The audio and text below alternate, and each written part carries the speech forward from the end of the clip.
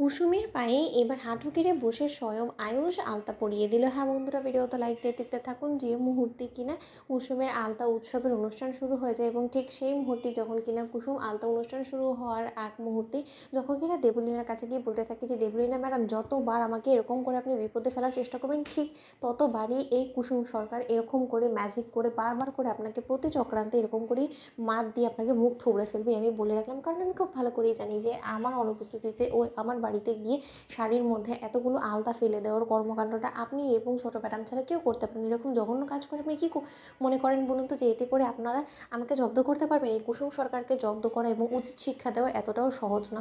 আপনি আগে দেখুন আজকে কী হয় আপনার সঙ্গে। ঠিক সেই মুহূর্তে যখন কিনা ইন্দ্রাণী গাঙ্গুলি কুসুমকে আশীর্বাদ করে যখন কিনা প্রথম কুসুমের পায়ে আলতা ছোঁয়ায়, ঠিক তার পর মুহূর্তে একে একে যখন কিনা সকলকে আলতা ছোঁয়ানোর নির্দেশ দেয় ইন্দ্রাণী গাঙ্গুলি, ঠিক সেই মুহূর্তেই মীনাক্ষীকে যখন ছোটো বলে ইন্দ্রাণী গাঙ্গুলি যখন বলতে থাকে যে নেই ছোটো, এবার তুই বরঞ্চ কুসুমকে আশীর্বাদ করে কুসুমের পায়ে প্রথম আলতাটা পরিয়ে দিই। ঠিক সেই মুহূর্তে মীনাক্ষী যখন হাঁটু গেড়ে বসে কুসুমের পায়ে আলতা পরাতে থাকে, অন্যদিকে ইন্দ্রাণী গাঙ্গুলি বলতে থাকে যে দেবলীনা, তোমাকে কি আবার ইনভিটেশন দিতে হবে? তুমিও যাও গিয়ে কুসুমের পায়ে আলতা পরাও। ঠিক সেই মুহূর্তেই দেবলীনা বলতে থাকে যে আন্টি, আমি এই কাজের মেয়ের পায়ে আলতা লাগিয়ে দেবো? শেষমেশ এই দিন দেখার বাকি ছিল। আন্টি, তুমি কিন্তু ভুলে যাচ্ছ যে আমরা মালিকপক্ষ, এবং মালিকপক্ষ হয়ে আমরা একটা সার্ভেন্টের পায়ে কী করে এবার আমরা আলতা পরিয়ে দিতে পারি বলো তো?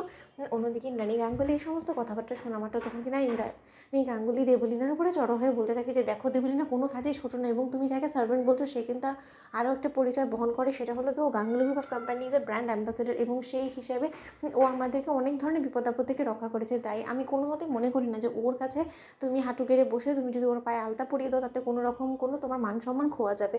অন্যদিকে দেবলীনা যখন বলতে থাকে এই সমস্ত কাজ তো সার্ভেন্টস দিয়েও করানো যেত, আমাদের পরিবারের সদস্যদেরকে এটির মধ্যে অংশ নেওয়ার কী প্রয়োজন ছিল আন্টি? আমি এটাই বুঝতে পারছি না, তুমি কিন্তু বড্ড বেশি বাড়াবাড়ি করে ফেলছো। অন্যদিকে রাজশেখর যখন বলতে থাকে যে বাড়াবাড়ি কে করছে না করছে সে সমস্ত কিছু তোমার দেখবার তো কোনো অধিকার নেই দেবলীনা, তোমার যদি ইচ্ছে না করে তাহলে তুমি করো না। ঠিক সেই মুহূর্তে দেবলীনা যখন হাঁটু কেড়ে বসে কুসুমের পায়ের কাছে বসে কুসুমের পায়ে আলতা পরাতে থাকে, ঠিক সেই মুহূর্তেই কুসুম বলতে থাকে যে দেখেছেন তো, আপনার জায়গা আমার পায়ের কাছে, কারণ শত্রুকে দমন করাটাই কুসুম সরকারের কাজ, এবং শত্রুকে বারবার করে দমন করে আমার পায়ের কাছে এরকম করে আমি যদি নাক নিংড়ে না ফেলি তাহলে আমার নামও কুসুম সরকার না, দেবলীনা ম্যাডাম। ঠিক সেই সময় যখন কিনা এক পর্যায়ে ইন্দ্রাণী গাঙ্গুলি বলতে থাকে যে রাতুল, নাও তুমি এবার কুসুমের পায়ে আলতাটা পরিয়ে দাও। ঠিক সেই মুহূর্তে রাতুল যখন আলতা পরাতে কোনোভাবে সফল না হয়, এক পর্যায়ে আয়ুষ বলতে থাকে যে রাতুল, তুমি বরঞ্চ সরো, আমি তোমাকে দেখিয়ে দিচ্ছি যে কী করে পায়ে আলতাটা ঠিক করে পরাতে হয়। ঠিক সেই মুহূর্তে আয়ুষ কুসুমের পাটা নিজের পায়ের উপরে নিয়ে যখন কিনা কুসুমকে আলতা পরাতে থাকে, ঠিক সেই মুহূর্তে কুসুমের দিকে এক দৃষ্টিতে আয়ুষ তাকিয়ে থাকে এবং কুসুম আপত্তি করে বলতে থাকে যে না না ছোটো সাহেব, আপনি এরকম কাজ করবেন, আপনি দোহাই লাগে আমার পায়ের কাছ থেকে সরে যান। তো বন্ধুরা, লাইক এবং শেয়ার করে সাবস্ক্রাইব করুন।